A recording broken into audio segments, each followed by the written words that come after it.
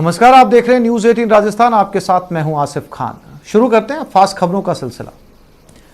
पश्चिम बंगाल में विधानसभा चुनाव के नतीजों के बाद से हिंसा का दौर जारी है। अलग अलग इलाकों में तोड़फोड़ और आगजनी हो रही है। इस बीच प्रधानमंत्री नरेंद्र मोदी ने बंगाल के राज्यपाल जगदीप धनखड़ से बात की और हालात पर चिंता व्यक्त की।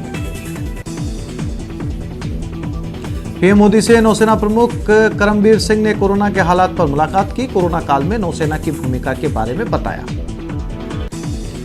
कोरोना के बढ़ते केस पर राहुल का ट्वीट कर लॉकडाउन की सलाह दी है और उन्होंने कहा है कि लॉकडाउन ही एकमात्र उपाय है।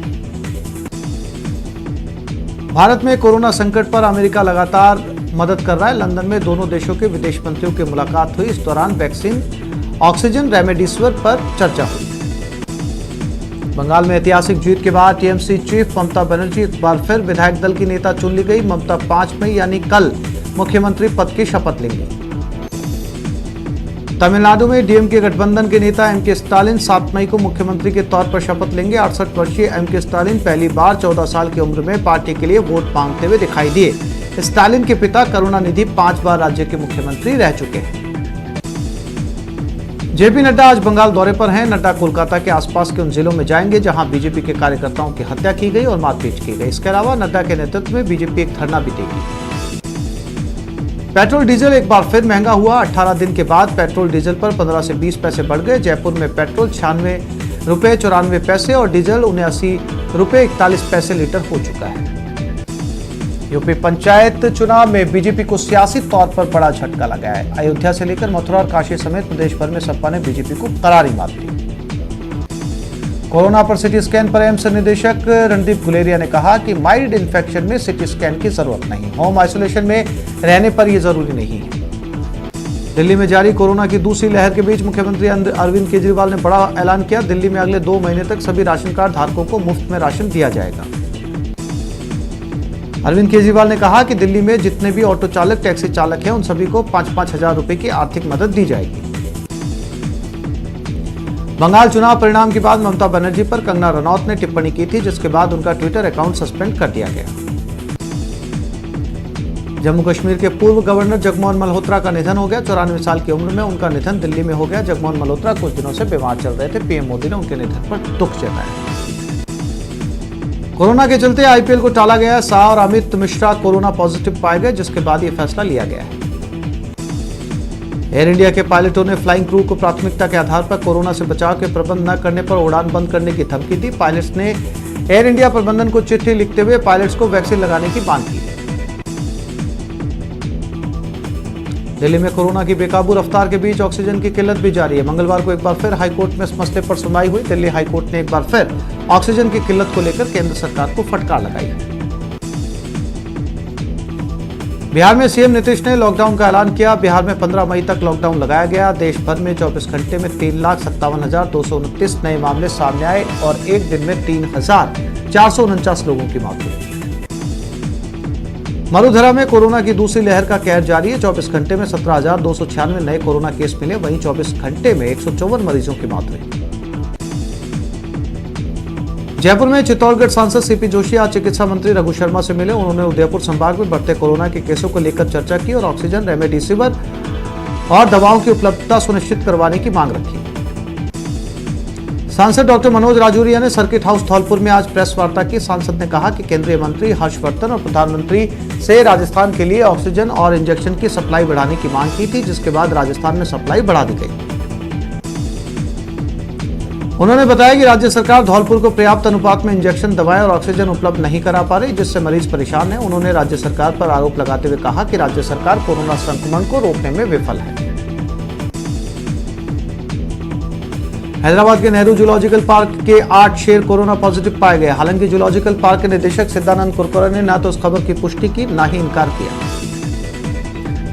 कोटा में अब कोरोना मरीजों और उनके परिजनों को दवाइयां और जरूरी सेवाओं के लिए भटकने की जरूरत नहीं, क्योंकि अब कोरोना से जुड़ी सारी दवाइयां मरीजों के घर पहुंचाई जाएंगी। सीएमएचओ डॉक्टर भूपेंद्र सिंह तंवर ने इसकी जानकारी दी। कोरोना महामारी की रोकथाम के लिए प्रशासन अभियान चला रहा है, जिसके चलते एक अवैध क्लिनिक को नोटिस चस्पा कर सीज कर दिया गया। वहीं झोला छाप डॉक्टर फरार हो गया। इस क्लिनिक पर पिछले 2 दिन से मरीजों की भीड़ उमड़ रही है। पोखरण के राजकीय अस्पताल में डॉक्टर और नर्सिंग कर्मियों की लापरवाही से बांगना हनुमान मंदिर के पुजारी का निधन हो गया। बताया जाता है कि 28 अप्रैल को पुजारी विनयपुरी महाराज को कोविड वार्ड में भर्ती कराया गया था। ऑक्सीजन लेवल कम होने के कारण कोविड वार्ड में उसे ऑक्सीजन दिया जा रहा था। जब न्यूज 18 की टीम ने मौके पर जाकर पड़ताल की तो देखा कि मरीज खुद अपनी जिंदगी बचाने के लिए ऑक्सीजन मास्क अपने मुंह पर लगा रहे हैं। उन्हें सांस में काफी दिक्कत हो रही थी, लेकिन कोविड वार्ड में कोई भी डॉक्टर या नर्सिंग कर्मी उपस्थित नहीं थे। लापरवाही के चलते मरीज की मौत हो गई। महामारी रेड अलर्ट जन अनुशासन पखवाड़े के दौरान कोटा पुलिस ने कोरोना गाइडलाइन की पालना के लिए सख्ती बरतनी शुरू कर दी और ऐसे लोगों को क्वारंटाइन किया जा रहा है। कोचिंग सिटी कोटा में भी कोरोना का कहर लगातार जारी है, लेकिन लापरवाह लोगों की भी कोटा में कमी नहीं है। इसी का नतीजा है कि कोटा में यातायात पुलिस का कंट्रोल रूम जब्त किए गए वाहनों की वजह से अब छोटा पड़ने लगा है।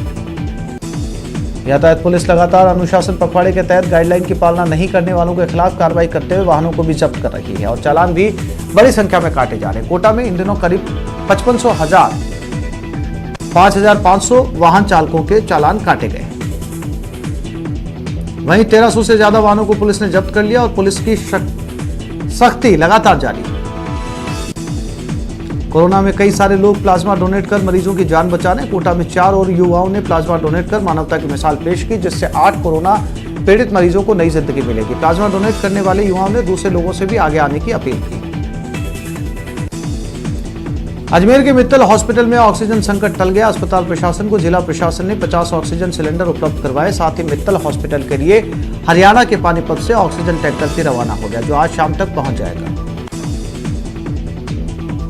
रेड अलर्ट जन अनुशासन पखवाड़े के दूसरे दिन दौसा एसपी अनिल बेनीवाल खुद सड़क पर उतरे और गाइडलाइंस की पालना कराते हुए नजर आए। इस दौरान कई लोगों के खिलाफ कार्रवाई की गई। दौसा जिला अस्पताल में भामाशाह राकेश चौधरी के दिए बेड धूल फांक रहे। पिछले 5 दिनों से बेड स्टोर में पड़े हुए, जबकि अस्पताल में मरीजों को बेड उपलब्ध नहीं हो पा रहे। मामले की पूरी जानकारी न्यूज 18 पर प्रसारित की गई। प्रदेश में चल रहे रेड अलर्ट जन अनुशासन पखवाड़े का सीधा असर अब गंगानगर में रोडवेज पर दिख रहा है। यात्री भार में कमी के कारण गंगानगर डिपो की 3 दर्जन से ज्यादा बसों को ऑफ रोड कर दिया गया। वहीं चल रही बसों में भी बमुश्किल 10% ही यात्री भार मिल पा रहा है। गंगानगर केंद्रीय बस स्टैंड पर कमोबेश यही नजारा है। कोरोना के कहर का असर सीकर की प्याज मंडी पर साफ नजर आया। सीकर जिला प्रदेश का सबसे बड़ा प्याज उत्पादक जिला और इन दिनों ये प्याज की मंडी में बम्पर आवक होती है, लेकिन संक्रमण की वजह से मंडी में पिछले कुछ दिनों से आवक 4 गुना तक घट गई। मुख्यमंत्री के भावुक संदेश का असर भरतपुर में देखने को मिला और जिले में 40 से ज्यादा शादियों को स्थगित कर दिया गया। लोगों की पहल निश्चित रूप से कोरोना संक्रमण की चेन को रोकने में कामयाब होगी। कोरोना संक्रमण की तेज रफ्तार के बाद अब पुलिस पूरी तरह सख्त नजर आ रही है। जालोर के भीरवाल में पुलिस ने कोरोना गाइडलाइंस की अनदेखी के आरोप में 12 लोगों को क्वारंटाइन किया। कई वाहन भी जब्त किए। पुलिस ने शहर में रूट मार्च भी निकाला और लोगों से गाइडलाइन की पालना की अपील की। सीकर में कोरोना के तेजी से बढ़ते आंकड़ों के बावजूद लोग लापरवाही से बाज नहीं आ रहे। हालांकि सरकार ने 12 बजे के बाद घूमने पर बिल्कुल पाबंदी लगा रखी है, लेकिन इससे पहले की छूट भी संक्रमण का कारण बन रही है। लोग बाजारों में घूम रहे और गाइडलाइन की अनदेखी कर रहे हैं। गंगानगर के श्री करणपुर में शराब ठेके पर देर रात चोरों ने लाखों रुपए की शराब पर हाथ साफ कर लिया और पुलिस पेट्रोलिंग की पोल खोल दी।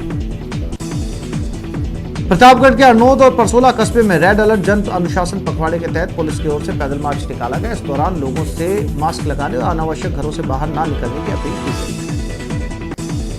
गई। देशनोक में भी कोरोना मरीजों के आने के बाद जिला प्रशासन लगातार एक्शन मोड में नजर आ रहा है। पुलिस ने 25 वाहनों के चालान काटे तो वहीं 4 वाहनों को जब्त करने की कार्रवाई की गई। सवाई माधोपुर जिले में रेड अलर्ट जन अनुशासन पखवाड़ा चल रहा है। बजरिया में उप जिला कलेक्टर कपिल शर्मा के निर्देशन में पुलिस और प्रशासनिक अधिकारी बाजार की व्यवस्थाओं का लगातार जायजा लिया गया। भरतपुर में ग्राहकों को दुकानों के अंदर बिठाकर सामान बेचते दुकानदार धरे गए। इस दौरान 3 दुकानों को सील कर 5-5 हजार रुपए का जुर्माना भी वसूला गया। झुंझुनू में शहर में कोरोना गाइडलाइन की पालना नहीं करने वालों के खिलाफ कार्रवाई की गई। शहर में किराने की 2 दुकानों को सीज किया गया। दोनों दुकानदार शटर नीचे करके सामान बेच रहे थे। इसी तरह से समय के बाद शराब की दुकान खुली हुई थी, इसका भी शटर नीचे किया हुआ था। एसडीएम शैलेश खेरवा ने शराब की दुकान को भी सीज किया। सेतरवा उप तहसील के नायब तहसीलदार रणवीर सिंह गोदारा ने अपने कार्यक्षेत्र में रूट मार्च निकालकर लोगों को संदेश दिया कि अब कोरोना वायरस बहुत घातक हो चुका है, इसलिए आप अपने घरों में रहें। कार्यवाहक तहसीलदार रणदीप सिंह गोदारा विशेष योग्यजन है, लेकिन अपनी ड्यूटी के प्रति उनका जुनून इस वीडियो में साफ तौर पर नजर आ रहा है। ज्यादातर जिलों से लोगों की ओर से अनुशासन पखवाड़े के नियमों को तोड़ने की खबरें भी आ रही है, लेकिन इस बीच डूंगरपुर जिले के 3 कस्बों में लोगों ने अनूठा उदाहरण पेश किया। कोरोना की चेन तोड़ने के लिए जिले की ओबरी, चित्री और बड़गी कस्बे के लोगों ने अपने अपने क्षेत्र में 7 दिन का संपूर्ण लॉकडाउन शुरू कर दिया है। खास बात यह है कि 4 मई से 10 मई तक लॉकडाउन के दौरान किराना सामान समेत अन्य जरूरी वस्तुओं की दुकानें भी नहीं खोली जाएंगी। दूध और सब्जी के लिए सुबह 6 से 7, शाम 7 से 8 बजे तक होम डिलीवरी की व्यवस्था रहेगी। टोंक जिले में सरकार की पालना कराने के लिए नगर परिषद की कोविड-19 की टीम ने शास्त्री नगर इलाके में संवैधानिक सामान से भरा ऑटो पकड़ा और पर्ची और बिल दिखाने में असमर्थ रहा तो सारा सामान जब्त कर लिया। सूदखोरी से परेशान होकर एक युवक ने सुसाइड की कोशिश की। गंभीर हालत में परिजन उसको लेकर बीडी के अस्पताल पहुंचे। बीडी के अस्पताल में उसे भर्ती करवाया। युवक ने आत्महत्या करने से पहले एक सुसाइड नोट भी लिखा था। जैसलमेर में पवन चक्की में भीषण आग लग गई, जिसमें पवन चक्की धू-धू करके जल उठी और सुजलॉन कंपनी को करोड़ों का नुकसान हुआ। टोंक में कबाड़ की एक दुकान में आग लगने से हड़कंप मच गया। आग लगते आसपास के लोग जमा हो गए और आग बुझाने की कोशिश करने लगे। बाद में फायर ब्रिगेड ने मौके पर पहुंचकर आग पर काबू पाया। जैसलमेर में पवन चक्की में भीषण आग लग गई, जिसमें पवन चक्की जलकर राख हो गई और सुजलॉन को करोड़ों का नुकसान हुआ। जालोर के जसवंतपुरा में अचानक पैंथर के आ जाने से अफरा तफरी मच गई। पैंथर ने वन विभाग के रेंजर तेजाराम पर हमला कर उसे घायल कर दिया। करौली जिला पुलिस ने मंडरायल कस्बे में 25 अप्रैल की रात हुई कांस्टेबल गोखलेश शर्मा की हत्या का खुलासा करते हुए हत्या के आरोपी को गिरफ्तार करने में सफलता हासिल की। पुलिस ने हत्या के आरोपी संपत सिंह राजपूत को एमपी के भिंड जिले से गिरफ्तार किया। पुलिस हत्या के आरोपी से पूछताछ कर रही है। भरतपुर में पुलिस और गौ तस्करों के बीच फायरिंग हो गई, जिसमें गौ तस्कर घायल हो गया और कई गौ तस्कर भागने में कामयाब रहे। डूंगरपुर में पुलिस की स्पेशल टीम ने एक लग्जरी कार से अवैध अंग्रेजी शराब जब्त की। कार में 2 अन्य फर्जी नंबर प्लेट भी मिली। वहीं एक तस्कर को गिरफ्तार किया गया है। प्रतापगढ़ के धरियावद में गीली लकड़ी की तस्करी करने वालों पर वन विभाग की टीम ने कार्रवाई की। टीम ने बोरिया गोठरा मार्ग पर आम की गीली लकड़ी से भरा ट्रक जब्त किया। इसके साथ ही वन विभाग की टीम ने ट्रक चालक को भी हिरासत में लिया।